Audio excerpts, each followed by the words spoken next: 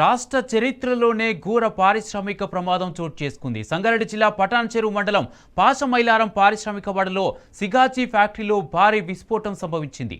ఇప్పటి వరకు 42 మృతదేహాలను వెలికి తీయగా శిథిలాల కింద మరికొందరు చిక్కుకున్నారని, మృతుల సంఖ్య పెరుగుతుందని అధికారులు చెబుతున్నారు.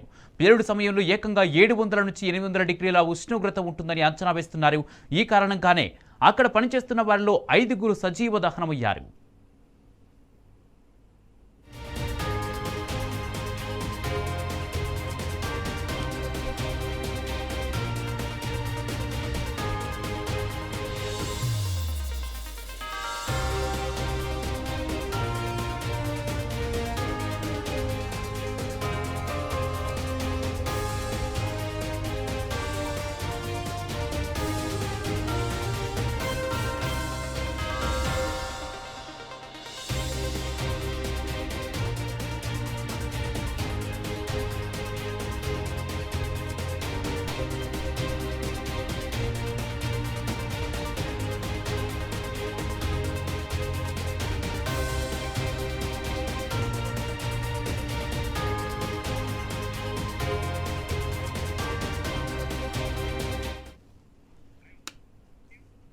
ప్రమాద సమయంలో 147 మంది ఫ్యాక్టరీ ఆవరణంలో ఉన్నట్లు తెలుస్తుంది. ఘటనా స్థలంలోనే 17 మంది మృతి చెందారు.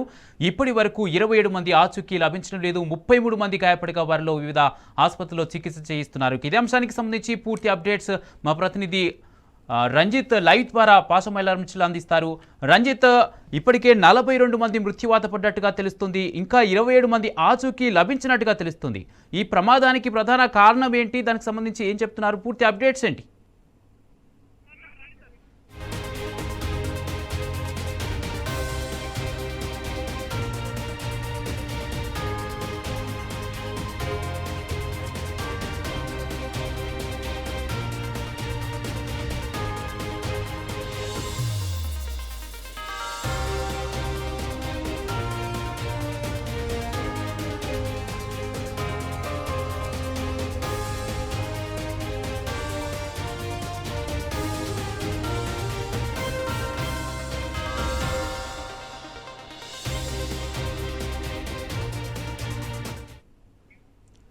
కాలిపోయిన మృతదేహాలు, ఆహాకారాలు చేస్తున్న క్షతగాత్రులు, శిథిలాలు తొలగిస్తున్న కొద్దీ బయటపడుతున్న శవాలు తమ వారి కోసం బాధితుల ఆర్తనాదాలతో ఫ్యాక్టరీ చుట్టుపక్కల భీతావహంగా మారింది.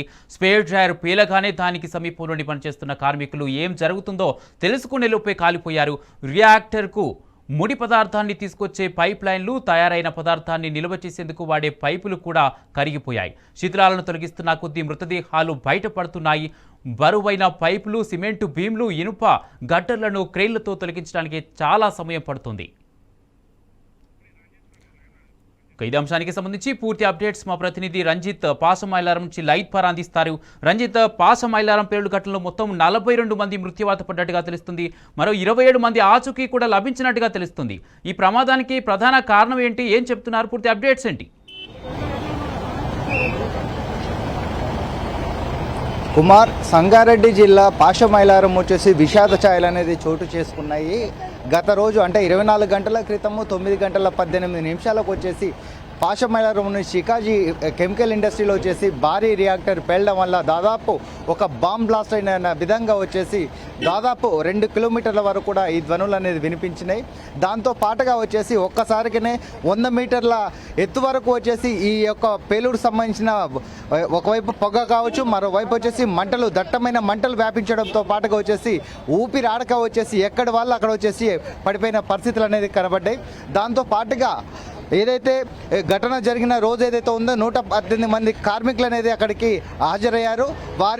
వారితో పాటుగా 32 మంది అడ్మినిస్ట్రేషన్ బిల్డింగ్ సంబంధించిన వ్యక్తులు వచ్చేసరికి అంటే దాదాపు 150 మంది అక్కడ పనిచేసే వర్కర్లు ఎవరైతే ఉన్నారో దాంట్లో 57 మందిని మాత్రము అధికారులు గుర్తించి వాళ్ళ ఇంటి వద్ద క్షేమంగా పంపించినామని చెప్తున్నారు.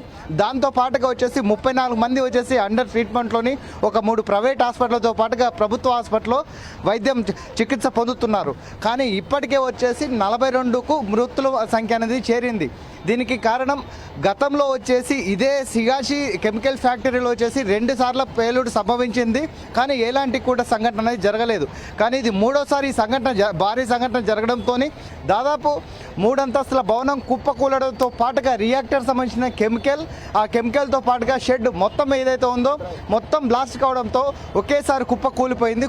కుప్పకూలిపోవడంతో అక్కడ ఉన్న పరిస్థితులను చూసినట్లయితే దాంట్లో పనిచేసే వాళ్ళందరూ కూడా బయటికి రావడానికి ఆస్కారం లేకుండా పోయింది.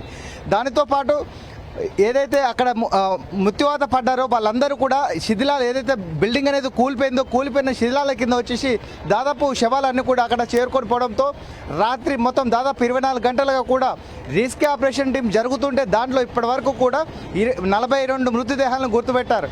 కానీ ప్రభుత్వం అనేది అంటే ఖచ్చితమైన ఒక ప్లానింగ్ లేకపోవడం వల్ల ఈ మృతుల సంఖ్య పెరుగుతుంది. దాంతోపాటుగా రెస్క్యూ ఆపరేషన్ అనేది కూడా పెరుగుతుందని చెప్పొచ్చు. ఎందుకనంటే కనీసం 24 గంటల అంటే నిన్న ఉదయం 9 గంటలకు జరిగితే నిన్న మాజీ మంత్రి హరీష్ రావు వచ్చే వరకు కూడా ఎలాంటి సహాయక చర్యలతో పాటుగా ఒక టోల్ ఫ్రీ నెంబర్ పెట్టకపోవడము, ఒక కంట్రోల్ రూమ్ ఏర్పాటు చేయకపోవడం, బాధిత కుటుంబాలకు ఏమి జరిగిందనే ఇన్ఫర్మేషన్ కూడా ఇవ్వకుండా అధికారులు అనేది చూస్తున్నాం.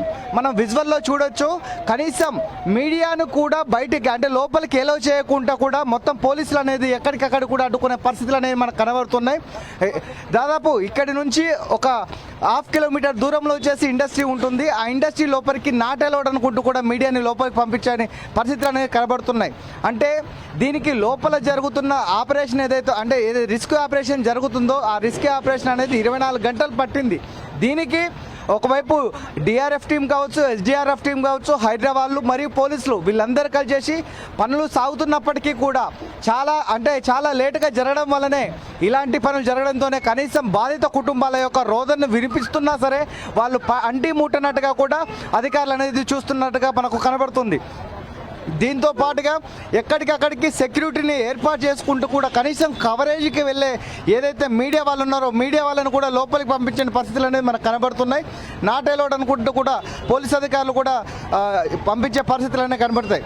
దీంతో పాటుగా ఇప్పటికే కూడా అంటే దాదాపు దీనికి సంబంధించిన రియాక్టర్కి సంబంధించిన ఐరన్ కావచ్చు, బిల్డింగ్ సంబంధించిన ఐరన్ కావచ్చు, దానికి భవన నిర్మాణానికి సంబంధించిన యొక్క ఏదైతే ఉందో సిమెంట్కి సంబంధించిన పిల్లర్స్ కావచ్చు, ఇవన్నీ కూడా ఒకేసారి కుప్పకూలడంతో పాటుగా శిథిలాల లోపల ఉన్న ఏదైతే మృతులు ఉన్నారో కాలిపోయిన మృతదేహాలు ఉన్నాయో కనీసం కూడా గుర్తుపట్టే పరిస్థితి లేకపోవడం వల్ల అంటే దాదాపు 42 మంది మృత్యువాత పడ్డ దానిలో కూడా ఒక 3 మాత్రమే కూడా గుర్తుపడుతున్నారు. అంటే దాదాపు ఇంకా 39 మృతదేహాలను గుర్తుపట్టే పరిస్థితిలో లేదు. ఆ 39 మృతదేహాలను కూడా DNA రిపోర్ట్ ఆధారంగానే వాళ్ళ కుటుంబ సభ్యులకు అందించే పరిస్థితులు అనేది కనపడుతుంది. Kumar right thank you Ranjith.